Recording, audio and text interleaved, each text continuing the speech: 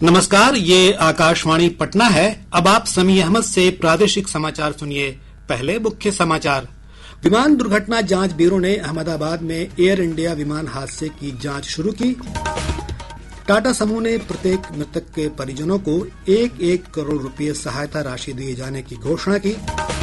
प्रदेश में 19,838 सिपाहियों की बहाली के लिए 16 जुलाई से 6 चरणों में होगा लिखित परीक्षा का आयोजन। और प्रदेश में भीषण गर्मी और उमस से जनजीवन प्रभावित। मौसम विभाग के अनुसार अगले 2 दिनों तक गर्मी से राहत के आसार नहीं। अब समाचार विस्तार से। विमान दुर्घटना जांच ब्यूरो ने अहमदाबाद में एयर इंडिया विमान हादसे की जांच शुरू कर दी है। नागर विमानन मंत्री राममोहन नायडू ने बताया कि जांच अंतर्राष्ट्रीय नागरिक उड्डयन संगठन की निर्धारित प्रक्रिया के अनुरूप की जाएगी।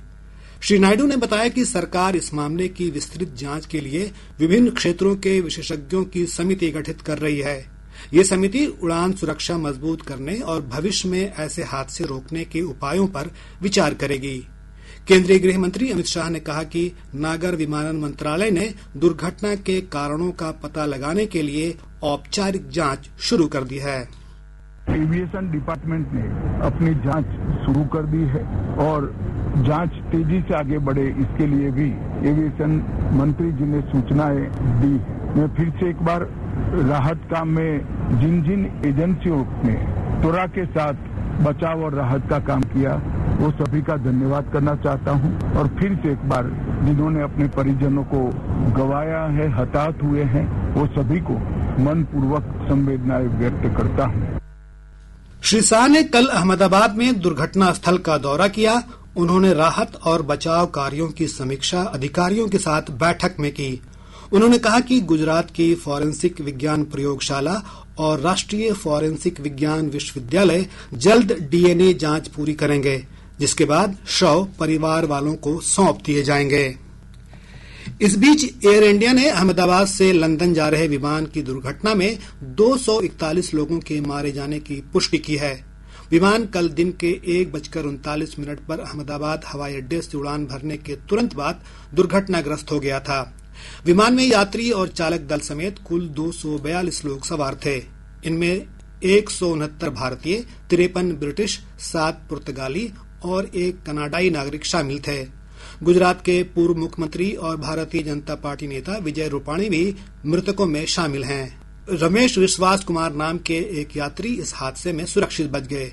इस बीच टाटा ग्रुप के अध्यक्ष एन चंद्रशेखर ने प्रत्येक मृतक के परिजनों को कंपनी की ओर से 1-1 करोड़ रुपए दिए जाने की घोषणा की है। प्रदेश में 19,838 सिपाही की बहाली के लिए 16 जुलाई से 3 अगस्त के बीच 6 चरणों में लिखित परीक्षा आयोजित की जाएगी। केंद्रीय चयन परिषद सिपाही भर्ती के अध्यक्ष जितेंद्र कुमार ने बताया कि सभी जिला मुख्यालयों में 627 केंद्रों पर परीक्षा आयोजित होगी। परीक्षा में 16 लाख से अधिक अभ्यर्थी शामिल होंगे। परीक्षा प्रतिदिन एक पाली में दोपहर 12:30 बजे से 2 बजे के बीच होगी। श्री कुमार ने बताया कि अभ्यर्थियों को सुबह 9:30 बजे से 10:30 बजे तक परीक्षा केंद्र में प्रवेश मिलेगा। इस परीक्षा के सफल संचालन के लिए प्रत्येक जिले में डीएम को परीक्षा समन्वयक और एसपी को सह समन्वयक बनाया गया है। अभ्यर्थी 20 जून से अपना एडमिट कार्ड डाउनलोड कर सकते हैं। मुख्यमंत्री नीतीश कुमार ने पंचायती राज संस्थाओं के सभी स्तर के प्रतिनिधियों के मासिक भत्ता को 1.5 गुना तक बढ़ाने की घोषणा की है। पटना में पंचायती राज प्रतिनिधियों की एक शिष्टमंडल से भेंट वार्ता में मुख्यमंत्री ने 6 महत्वपूर्ण घोषणाएं की। एक रिपोर्ट। मुख्यमंत्री नीतीश कुमार ने पंचायती राज संस्थाओं के प्रतिनिधियों के वित्तीय और प्रशासनिक अधिकारों में बढ़ोतरी करने की घोषणा की है। मनरेगा के तहत मुखिया अब 5 लाख रुपए की जगह 10 लाख रुपए तक की योजनाओं को प्रशासनिक स्वीकृति दे सकेंगे। साथ ही अब पंचायती राज संस्थाएं 15वें वित्त आयोग और राज्य वित्त आयोग से प्राप्त राशि से 15 लाख रुपए तक की योजनाओं का कार्यान्वयन विभागीय स्तर पर पर स्वयं लागू कर सकेंगी। इसके अलावा पंचायती प्रतिनिधियों के शस्त्र अनुज्ञप्ति के आवेदन को निर्धारित समय सीमा के अंदर निष्पादित करने का जिलाधिकारियों को आदेश दिया गया है। अब पंचायत प्रतिनिधियों की कार्यकाल के दौरान सामान्य मौत होने पर भी 5 लाख रुपए अनुग्रह राशि दी जाएगी। पहले सिर्फ आकस्मिक मृत्यु होने पर ही यह प्रावधान था। शिष्टमंडल के साथ वार्ता के दौरान मुख्यमंत्री ने कहा कि इस वर्ष होने वाले विधानसभा चुनाव से पहले सभी पंचायतों में पंचायत सरकार भवन बनकर तैयार हो जाएंगे। पंचायत सरकार भवन निर्माण का जिम्मा भी ग्राम पंचायतों को ही सौंपा जाएगा। समाचार कक्ष से कल्पना झा। मुख्यमंत्री नीतीश कुमार आज सामाजिक सुरक्षा पेंशन योजना और मुख्यमंत्री कन्या उत्थान योजना के लाभार्थियों के खाते में डीबीटी के माध्यम से 271 करोड़ 15 लाख रुपए की राशि का हस्तांतरण करेंगे। मुख्यमंत्री के सरकारी आवास 1 अणे मार्ग स्थित संकल्प सभागार में आयोजित समारोह में उप मुख्यमंत्री सम्राट चौधरी और विजय कुमार सिन्हा भी मौजूद रहेंगे। कार्यक्रम की अध्यक्षता समाज कल्याण मंत्री मदन सहनी करेंगे। प्रदेश के सभी न्यायालयों और थानों में कोर्ट प्रभारी और नायब तैनात किए जाएंगे। अपराध अन्वेषण ब्यूरो सीआईडी के अपर पुलिस महानिदेशक एडीजी पारसनाथ ने कहा है कि पुलिस से जुड़े मामलों के ट्रायल में तेजी लाने के लिए यह निर्णय लिया गया है। श्री नाथ ने कहा कि कोर्ट प्रभारी और नायब न्यायालय से जारी होने वाले समन, वारंट और कुर्की आदि का कार्य समय पर कराना सुनिश्चित करेंगे। उन्होंने बताया कि पिछले मार्च महीने से प्रयोग के तौर पर पटना में कोर्ट प्रभारी और कोर्ट नायब की व्यवस्था लागू की गई है। इसके सकारात्मक और सफल प्रयोग को देखते हुए ये व्यवस्था राज्य के सभी थानों में लागू करने का निर्णय लिया गया है। इसके तहत इंस्पेक्टर और सब इंस्पेक्टर रैंक के पुलिस अधिकारी को कोर्ट प्रभारी बनाया जाएगा, जबकि सिपाही को कोर्ट नायब बनाया जाएगा।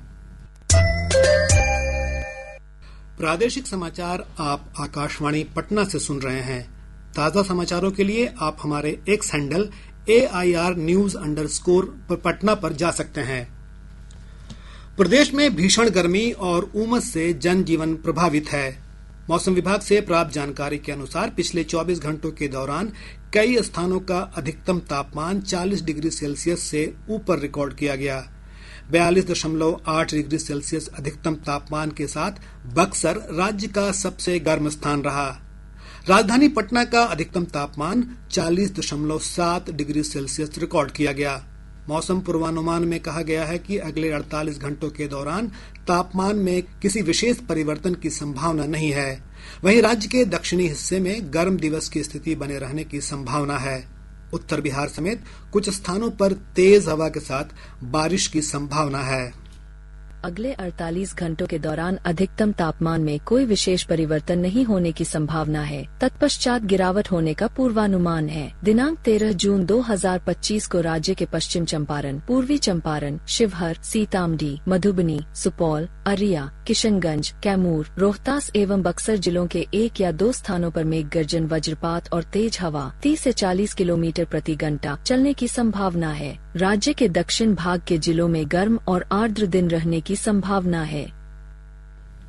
इधर भीषण गर्मी को देखते हुए पटना जिला प्रशासन ने जिले में कक्षा 8 तक के सभी विद्यालयों और कोचिंग संस्थानों में शैक्षणिक गतिविधियां पूर्वाह्न 11 बजे तक ही जारी रखने का निर्देश दिया है।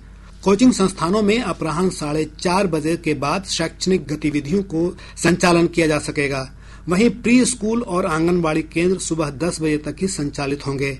यह आदेश आज से 16 जून तक प्रभावी रहेगा।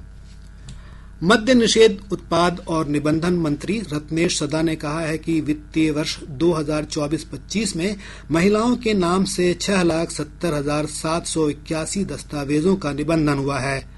इस निबंधन के माध्यम से 57,520 एकड़ भूमि का स्वामित्व महिलाओं के नाम स्थानांतरित किया गया है।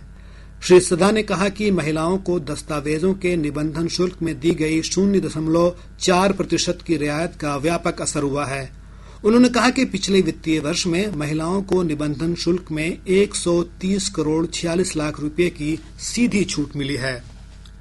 भारतीय रिजर्व बैंक ने सभी बैंकों को निर्देश दिया है कि वे अपनी सभी शाखाओं और गैर गिरह शाखाओं सहित निष्क्रिय खातों और दावा न की जा रही जमा राशि खाते को सक्रिय बनाने के लिए KYC ग्राहक को जानों को अद्यतन कराएं। रिजर्व बैंक ने एक प्रेस विज्ञप्ति में कहा है कि बैंकों को वीडियो ग्राहक पहचान प्रक्रिया द्वारा निष्क्रिय खातों और लावारिस जमा राशि खातों के KYC अपडेट करने की सुविधा प्रदान करने के प्रयास करने चाहिए। देश में मई महीने में खाद्य पदार्थों के दाम घटने से खुदरा मुद्रास्फीति की दर घटकर 2.8% पर आ गई। अप्रैल में यह दर 3.16% दर्ज हुई थी। सांख्यिकी और कार्यक्रम क्रियान्वयन मंत्रालय के आंकड़ों के अनुसार वार्षिक आधार पर यह फरवरी 2019 के बाद सबसे कम मुद्रास्फीति दर है। राजधानी पटना में कोविड के नए मामलों के मिलने का सिलसिला जारी है। पिछले 24 घंटों के दौरान IGIMS में 3 समेत 6 नए मरीजों की पुष्टि हुई है। पटना के civil surgeon doctor Avinash Kumar Singh ने बताया कि कोविड संक्रमितों की कुल संख्या 72 हो गई है। और अब जिलों से प्राप्त संक्षिप्त समाचार। सहरसा जिले की पुलिस ने बैजनाथपुर थाना क्षेत्र से 50,000 रुपये के इनामी अपराधी नील सागर यादव को गिरफ्तार किया है। पुलिस अधीक्षक हिमांशु ने बताया कि अपराधी के खिलाफ सहरसा, पूर्णिया और मधेपुरा जिले के विभिन्न थानों में मामले दर्ज हैं। रोहतास पुलिस ने ट्रेनों में महिलाओं के जेवरात छीनने और चुराने वाले एक अंतर जिला गिरोह के 5 सदस्यों को सोने चांदी के जेवरात के साथ गिरफ्तार किया है। पश्चिम चंपारण जिले के खलावापट्टी तमकुहबा गांव के पास गंडक नदी में नहाने के दौरान 6 बच्चे डूब गए। थाना अध्यक्ष धर्मवीर भारती ने बताया कि हादसे में 4 बच्चों के डूबने से मौत हो गई। SDRF की मदद से एक को सुरक्षित बाहर निकाल लिया गया, वहीं एक अन्य की तलाश जारी है। अब पटना से प्रकाशित प्रमुख समाचार पत्रों की सुर्खियां। आज के सभी समाचार पत्रों ने अहमदाबाद में हुए विमान हादसे को अपनी बैनर खबर बनाई है। हिंदुस्तान ने इस खबर का शीर्षक लगाया है, उड़ते ही गिरा विमान, 265 मरे। दैनिक जागरण ने इसी खबर पर लिखा है, अहमदाबाद से लंदन जा रहा बोइंग ड्रीमलाइनर बना आग का गोला। दैनिक भास्कर ने मनी लॉन्ड्रिंग मामले में ईडी की कार्रवाई पर लिखा है, रिशु श्री और उससे जुड़े लोगों के 9 ठिकानों पर छापेमारी। प्रभात खबर ने महागठबंधन की बैठक पर लिखा है, गठबंधन के घटक दल देंगे अपनी पसंदीदा सीटों की सूची। राष्ट्रीय सहारा की सुर्खी है, सभी 243 सीटों पर तैयारी करेगी लोजपा आर। आज अखबार लिखता है, प्रोफेसर रणवीर नंदन बने बिहार राज्य धार्मिक न्यास परिषद के अध्यक्ष। और अब अंत में मुख्य समाचार एक बार फिर। विमान दुर्घटना जांच ब्यूरो ने अहमदाबाद में एयर इंडिया विमान हादसे की जांच शुरू की। टाटा समूह ने प्रत्येक मृतक के परिजनों को 1-1 करोड़ रुपये सहायता राशि दिए जाने की घोषणा की। प्रदेश में 19,838 सिपाहियों की बहाली के लिए 16 जुलाई से 6 चरणों में होगा लिखित परीक्षा का आयोजन। और प्रदेश में भीषण गर्मी और उमस से जनजीवन प्रभावित। मौसम विभाग के अनुसार अगले 2 दिनों तक गर्मी से राहत के आसार नहीं।